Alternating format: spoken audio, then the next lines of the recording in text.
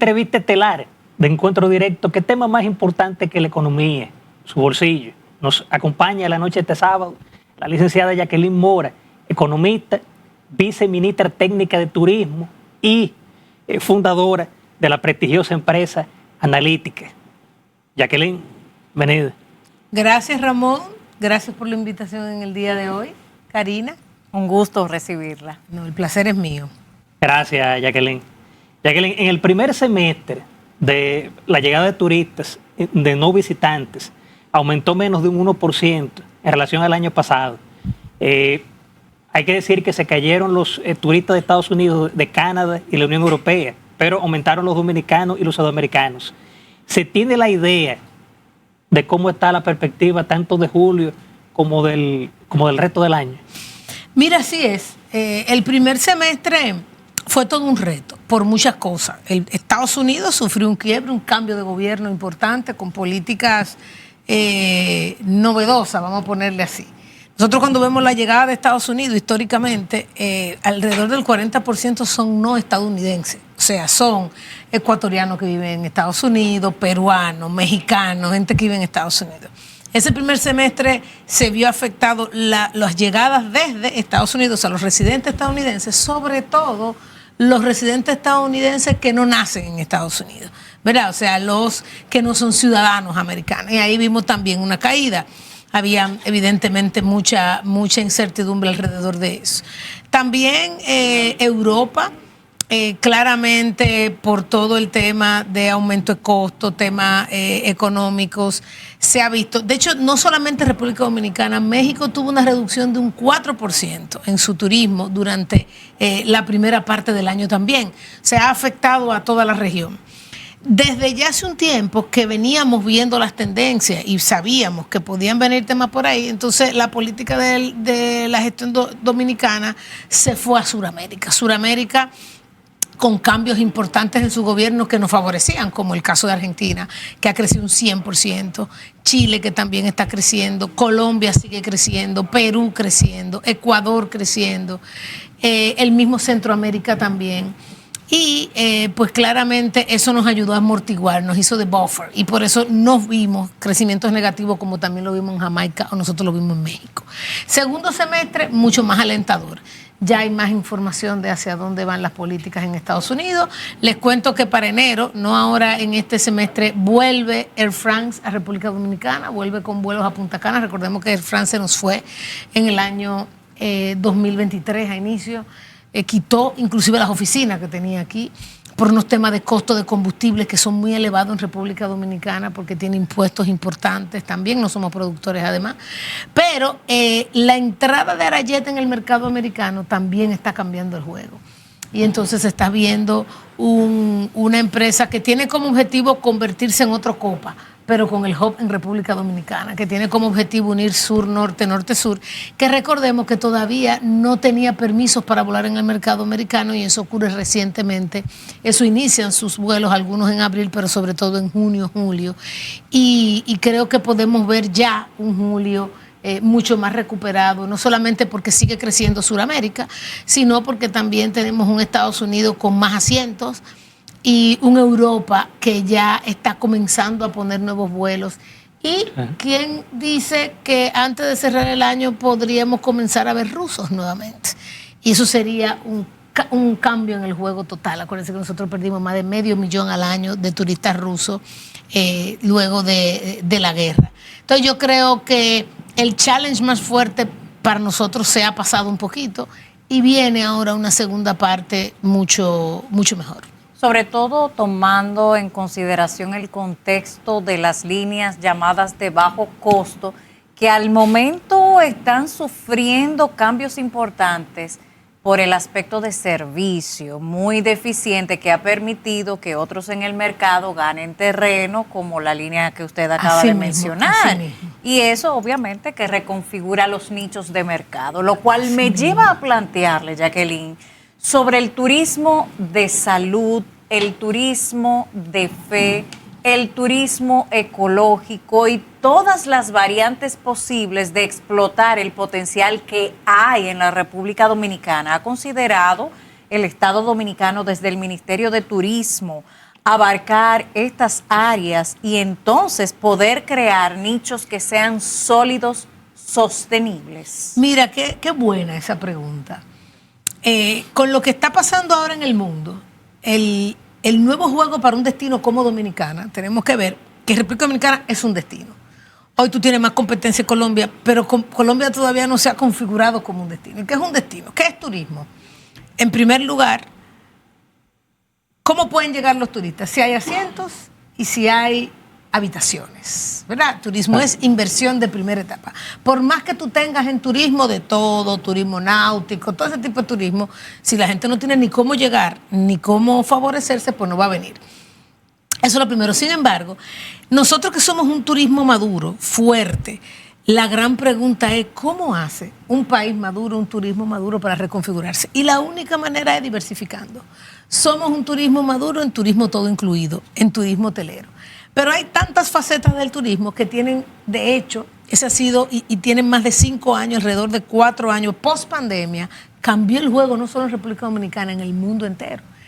Han ocurrido eventos interesantes. Hay un cambio generacional que prefiere gastar dinero en turismo que en un carro o en una casa, lo cual amplía el mercado mundial. Pero junto con eso tú dices, ay, qué bueno, hay más gente. Ah, sí, pero también quieren cosas diferentes, no quieren lo mismo que quería el turista tradicional de venir a tomar sol y quedarse en un todo incluido, ¿verdad? O sea, tenemos otra configuración del turismo. Entonces, la respuesta es que lo que se ha hecho en los últimos años es hacer 4 tipos de diversificación. Y bueno, yo te diría que 3 sobre todo. Uno, diversificación de destino, ahí está Miches. Pre-pandemia, Miches tenía un hotel, que era el Club Med. Hoy en día, Miches tiene alrededor de 5 hoteles operando, vienen 3 hoteles más. Ese es como destino, Miches. Evidentemente, el destino de Pedernales, un destino muy trabajado y que viene ahí surgiendo. Pero sobre todo a corto plazo tú vas a tener Miches y vas a tener también inclusive Cabrera, que se volvió un destino de películas y todo eso, ¿verdad? Es la diversificación de destinos, de lugares. Y el mismo Santo Domingo, que se ha invertido para volverlo un turismo más fuerte. Este es el proyecto de Zona Colonial. Todo lo que es el remozamiento y la reestructuración de nuestra zona colonial patrimonio de la humanidad, que había comenzado hace más de 10 años y ahora está en su segunda fase, que es una fase que trae sostenibilidad, una fase que trae rescate de monumentos, una fase que involucra a la comunidad porque tiene todo este tema de rescate de las casas coloniales, rescate de la cultura colonial. La verdad es que es un boom. Yo acabo de llegar de ahí hoy sábado en la mañana y fue realmente un paseo interesante. Ahora, yo le voy a decir algo, porque a mí me surge una preocupación compartida también con muchas personas que así lo han manifestado, incluso en las redes sociales, que es nuestra herramienta de la nueva democracia. Y es el tema del acceso a la zona colonial, que particularmente yo he sido una visitante de nuestra bellísima zona colonial la vida entera. Pero hay que reconocer que en los últimos tiempos es más complejo el acceso para fines no solo del estacionamiento, que ha sido un tema que ahora hay una nueva posibilidad de estacionamiento, aunque no es muy accesible. Sin embargo, es el tema de cómo transitar en las vías de la zona colonial. Hemos visto que esta semana ha dado vueltas en la República Dominicana las imágenes de vehículos de emergencia, de bomberos y demás que no podían accesar por estas vías por un tema ornamental. ¿Qué se ha planteado desde el Ministerio de Turismo para trabajar eso? Porque entendemos la parte estética. Te voy a contar. No es estético nada más. Te voy a contar un poquito. Es mucho más que estético, pero voy a terminar con la otra pregunta, la diversificación. El segundo tipo de diversificación es de productos. Se está apostando ahora un turismo más de lujo, un turismo que tiene más valor agregado, entonces están llegando marcas como St. Regis, marcas como Ritz-Carlton, marcas como Four Seasons, marcas como W que nunca habían estado en República Dominicana. Y más como el Hotel Boutique y que tiene también tiene público de mayor poder adquisitivo. Así mismo, no es que no había aquí, porque tú tenías tú tenías inclusive dentro de Punta Cana, dentro de Capcana y sobre todo el turismo de lujo por excelencia que es Casa de Campo, ¿verdad? Pero ahora entonces están viniendo marcas de lujo que a raíz de la pandemia han comenzado a tener productos todo incluido. Aquí de hecho se va a poner el primer Ritz-Carlton todo incluido Interesantísimo, Te ¿verdad? escucharon. Porque ven. Así mismo. Entonces viene Buena premisa. todo, sí, interesantísimo. Eso es un tipo, el turismo de lujo. El turismo deportivo, siempre desde hace más de 10 años para acá, más de 15 yo te diría, viene el turismo de golf, pero ahora viene todo este tema, el turismo de sol y viento, que es la nueva reconfiguración de cabarete. Siempre han venido competencias internacionales, pero ahora hay un nivel de posicionamiento al tema de cabarete con el tema de turismo deportivo. Turismo de salud, ¿verdad? Y ahí hay toda una definición, porque no es salud, es lo que se conoce como salud y bienestar, wellness. Y tú te estás dando cuenta que inclusive a nivel de la población, es algo interesante, un país nunca cambia hacia afuera antes de cambiar hacia adentro. Tú te encuentras hoy con el tema de wellness en todas las esquinas, todo el mundo hace yoga, todo el mundo. Y hoy en día se está posicionando el turismo de wellness y casi toda la infraestructura hotelera para ser más atractivo, sobre todo para el segmento familiar. Yo tengo un niño pequeño. A mí no me hable de que de ir a naturaleza, nada de eso, yo quiero que me sirvan. Entonces, yo soy un segmento, hay de todo para cada segmento. El turismo religioso, lindísimo. Ay, sí. Parte de la recuperación de la zona colonial, y ahí te voy a hacer el link, es el tema de la recuperación del patrimonio cultural y del patrimonio religioso. Entonces, vamos a la zona colonial. Que va mezclado con la misma historia e identidad dominicana, hermosa. Bellísimo. Yo no sé, si no han tenido la oportunidad de visitar el Museo de la Catedral, es un escándalo. Precioso. Precioso, Ay, precioso sí, yo el soy Museo de la testigo. Catedral. Entonces, ¿qué pasa con la zona colonial? La zona colonial, nosotros somos, ¿verdad?, Patrimonio de la Humanidad. A raíz de ahí venimos con un proyecto con el Banco Interamericano de Desarrollo. El Banco Interamericano de Desarrollo, dentro de cada uno de sus proyectos, y quizás lo podemos hablar en un ratito en el próximo segmento, te voy a hablar un poquito más en detalle de qué se configura dentro de la zona colonial y de cómo ese malestar que parece que tenemos es parte de un proceso cuando tú quieres llegar a más. Ninguna herida se cura sin dolor y de eso nosotros vamos a hablar. Bien, Vamos a Jacqueline, hablar de eso en breve, porque ya nos han llamado a la pausa y así tener la oportunidad de desarrollar a lujo Exacto. de detalles. Así que mantenga la Así es. sintonía. Este es Encuentro Directo.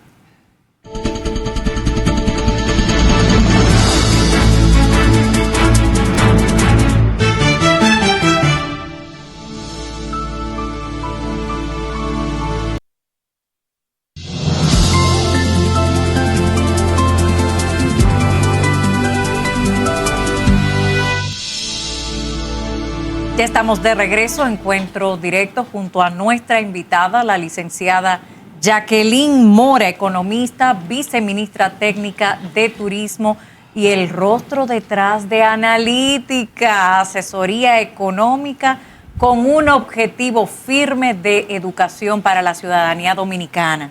Jacqueline, habíamos abordado en el bloque anterior y ahora vamos a desarrollar con todos los elementos del lugar cuál es la situación de la zona colonial, su acceso y las imágenes que habíamos visto de cierta dificultad para algunos tipos de vehículos poder transitar. Así es, mira, la zona colonial de República Dominicana es una zona muy particular. Es de las pocas zonas que tiene además una vida del día a día, que tiene casas que se viven ahí. La mayor parte de las zonas coloniales del mundo son eso, ¿verdad? Son sistemas para el desarrollo de la cultura, de la diversión, de la parte religiosa, de nuestros orígenes, etc. Entonces, eso le da una complejidad adicional. Lo segundo, que este proyecto de la zona colonial es un proyecto que tú lo podías desarrollar en 10 años, poco a poco, muy despacio, o tú lo podías desarrollar en menos tiempo. La decisión era desarrollarlo lo antes posible, pero no solamente por hacerlo rápido, sino por el potencial de generación de ingresos que tenía para una comunidad que en el fondo había estado olvidada por mucho tiempo y que tenía para un pulmón de la capital eso. Entonces, ¿qué hace? Es un proyecto complejo, es un proyecto que implica calles, arreglo de calles, desarrollo de las casas de la gente que vive ahí como parte de la zona, rescate de monumentos, tiene un proyecto de mejora de la situación de los negocios que hay en la zona colonial. Entonces, cuando tú entras todos estos... y tiene una vertiente que se está haciendo junto con la Unión Europea, que es de movilidad. En esos procesos de movilidad, y ahora vamos a hablar de eso, hay elementos que salen y que a ti te dicen, mira, tú eres patrimonio de la humanidad, pero para tú seguir siendo patrimonio de la humanidad, eso no es como tú quieras. Eso tiene ciertos elementos que nosotros debemos cumplir. Cada diseño, cada desarrollo se hace de la mano de estos organismos internacionales. Nosotros hemos visto el tema de accesibilidad porque la verdad es que se están entrando vehículos que siempre, desde que yo recuerdo cuando estaba en la alcaldía, se decía este tipo de vehículo no debería entrar. De hecho, desde hace alrededor de 7, 8 años, los camiones que entran a recoger la basura están configurados para la zona colonial. Tú quizás has visto imágenes, pero no lo has visto de los camiones que recogen la basura, que siempre han pasado por la zona colonial, porque han sido configurados para esto. Vi de bomberos y de emergencias en esta semana. Pero yo también vi una guagua, porque ¿qué pasó con el de bomberos y de emergencia? Había una guagua de pasajeros que no estaba supuesta a estar dentro de la zona colonial. Si tú te fijaste, había una guagua de pasajeros, que eso es lo que se hace, tú lo dejas en un punto. ¿Por qué? ¿Por qué la zona colonial? ¿Qué es eso? ¿Es una zona colonial? No se hizo pensando que por ahí van a pasar Jeepeta, Lexus y Forerunner cuando pasaban carruajes. El concepto que viene con el desarrollo de nuevos parqueos, que van a ser mediocre al inicio, mucho mejor al final. Se acaba de arrancar ya la compra de unos vehículos que son eléctricos. Ahora, ¿qué sucede? Todo esto se da junto con todas estas calles que están rotas.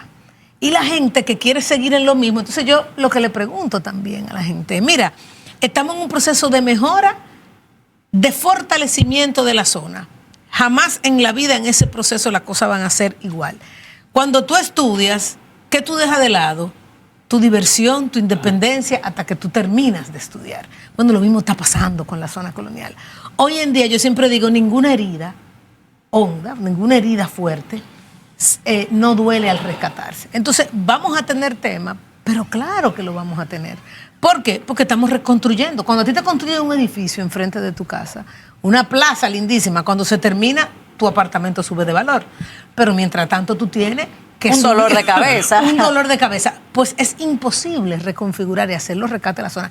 ¿Qué hemos visto en este proceso de rescate de la zona? Cosa bellísima, como yo te decía, el Museo de las Tarazanas Reales, que es un legado ahí con el Banco Popular, que antes era la Tarazana Real, no, el Museo de las Tarazanas Reales, que es el Museo del Mar, que en pandemia digamos que sufrió un poquito, pero el nuevo Museo de la Fortaleza, que está lindísimo todo el proceso de la Fortaleza, el Museo de la Catedral, el rescate de varias de las iglesias, porque lo que se quiere es fortalecer el turismo religioso ahí dentro, el rescate de las calles, pero junto con ese rescate de las calles van a venir calles que ya no van a poder ser transitadas todas las horas, va a venir más orden. Y sabemos que en República Dominicana, cuando ponemos orden, a nosotros no nos gusta que nos pongan orden a tu estilo, sino al estilo que nosotros queremos. La verdad que el trabajo que se ha hecho con los negocios también, porque los negocios han gritado y han dicho, estoy perdiendo ingresos. No, sí, espérate. Pero el objetivo aquí es que yo pueda utilizar este sello de Patrimonio de la Humanidad, esta zona colonial más reconfigurada, generar más valor dentro de la zona colonial, traer más gente. Hoy en día llega desde el este el 8% de la gente que está en el este. Aquí debería venir entre el 14, el 18 y hasta el 20%. Hay gente que viaja solo para ir a Cartagena de India, y Cartagena de India, a nivel de todo lo que tiene, no le da por la mitad a la zona colonial, pero ve a ver cómo se trata Cartagena de India. Ahí usted no puede entrar el carro que usted quiera, ahí usted tiene que entrar caminando, ahí usted tiene que pedir un taxi, llegar en un taxi.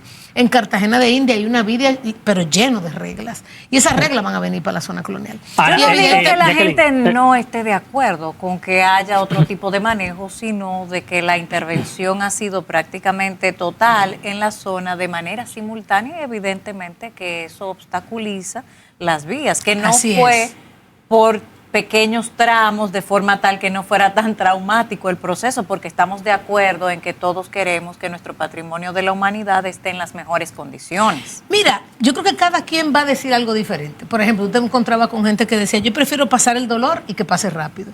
Gente que decía, no, yo prefiero 6 años haciendo calles, hoy con esta, mañana con la otra, traspasado con otra. Hay gente que te dice, bueno, no, que yo creo que se debía hacer. Cualquier metodología que utilizáramos iba a tener pros y contras. Y créeme que esta metodología se vio muy bien, se vio con el BID, va a tener cosas mejorables, va a tener cosas que en el camino vamos a tener que quitar, que poner, que mejorar. Jacqueline, ¿de cuánto estamos hablando con el BID? En el BID el préstamo es de 90 millones. Esta es la segunda etapa. Acuérdate que la zona colonial tiene dólares. Tiene 10 años. Esta es la segunda etapa. La primera etapa fueron unos 120 millones. Esa fue la etapa que se hizo en el periodo antes del 2016, los 5 años antes del 2016, mucho antes, eso fueron 100 y pico de millones, y luego se retomó post pandemia, y es un préstamo de 90 millones de dólares. Ahora, Tenemos más de 11 millones. Con eso culmina. ¿Qué? Con eso culmina la etapa que se ha definido. La zona colonial tú puedes durar 30 años haciéndola. Porque imagínate, cada vez que tú estás haciendo algo en la zona, aparece un huesito. Se tiene que detener Sí, todo. aparece algo. Aparece una cabeza de una gente de hace 700 años. Hay que detener la obra. Ahora, Jacqueline, recientemente el ministro de Turismo tuvo una reunión con el presidente de la Asociación de Comercial. Exacto, de Cruceros de la Florida. De Crucero de la Florida, la que tuvimos ahora. Entonces, ¿qué beneficio pudiera obtenerse el país en términos crucerísticos? Mira qué interesante, y ahí te voy a ir también a la zona colonial. Tú sabes que Puerto Rico, tú has ido. Claro. Puerto Rico de esa zona colonial ha hecho maravilla, pero lo hizo a través de los cruceros, porque Puerto Rico es una cosita así. Sí. Todos los cruceros te llenaban la zona colonial. Eso se llenó de empresas de moda, de restaurantes de última categoría. Entonces ahora te voy a hablar un poco de cómo conecta, no solamente la zona, sino todo el país con eso. Lo primero es que hemos hecho un acuerdo con la FCCA. La FCCA es la Asociación de Cruceros de la Florida para República Dominicana. Ese acuerdo, además de mejorar los lazos y por ende mejorar el acceso y la vinculación a todas las líneas de cruceros que son las que van a todo el Caribe, nos posiciona muy bien. Te voy a decir algo que está pasando en este momento. Bahamas, nosotros éramos el lugar número 7. 7 en cruceros en todo el Caribe en el 2019. Hoy somos el número 3. ¿Verdad? Hoy solamente nos supera Bahamas, nos supera México con su isla y luego va República Dominicana. Éramos el lugar número 7. ¿Okay? ¿Y qué sucede? Evidentemente esos destinos han reaccionado. Bahamas está haciendo casi un otro Disneyland del otro lado. Los cruceros, y esto es un dato muy interesante, tú sabes que la gente joven se está montando el crucero.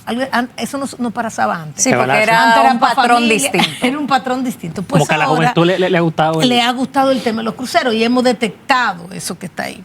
¿Qué es la FCCA? La FCCA es la asociación que tiene todas estas líneas de crucero aquí dentro. ¿Qué tienes acceso ahí? A toda la feria, posicionamiento del destino, estrategias, estudios para el destino.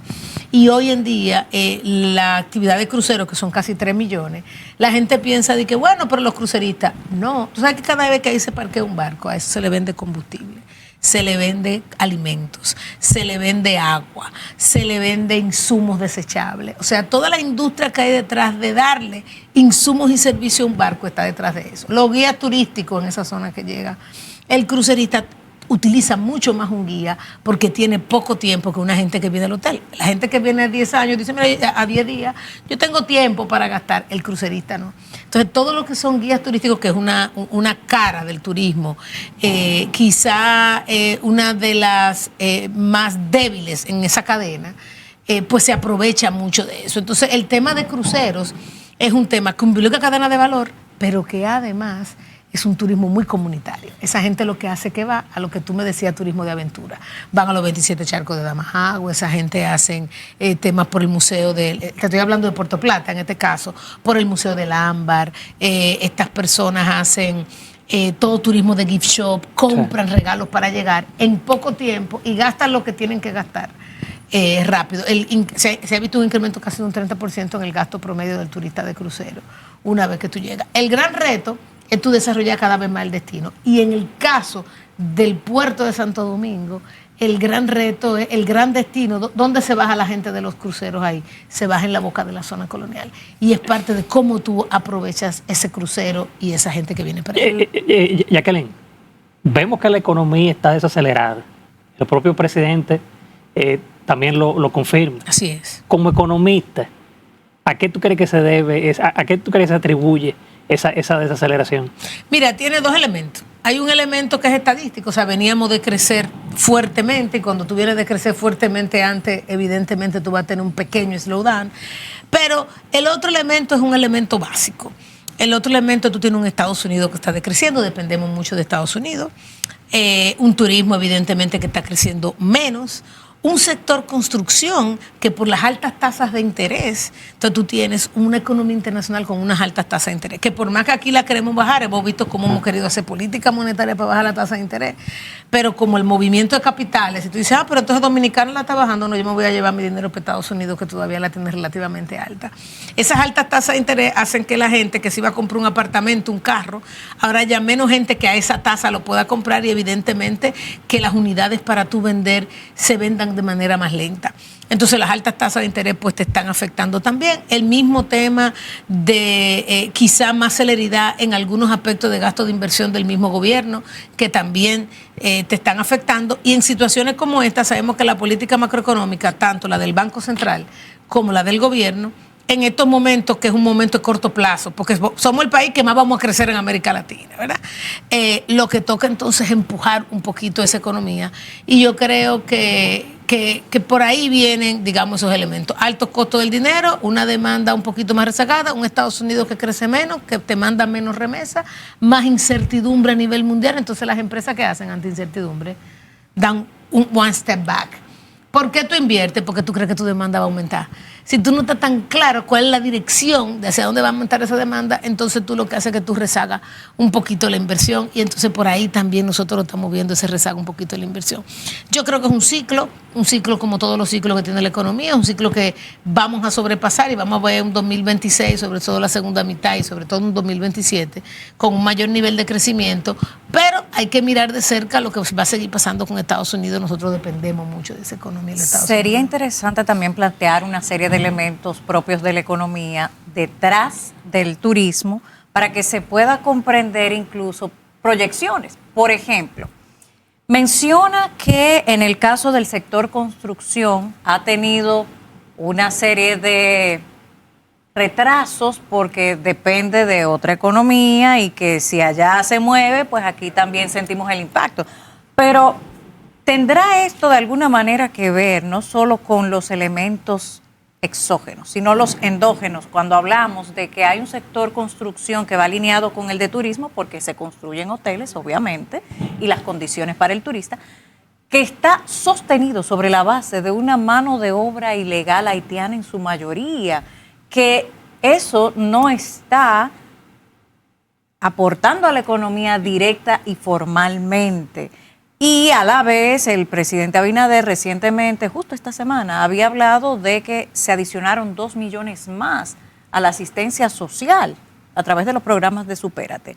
¿Estos elementos tienen puntos en común para darnos alguna explicación de esta desaceleración económica? Bueno, vamos a verlo en un ratito.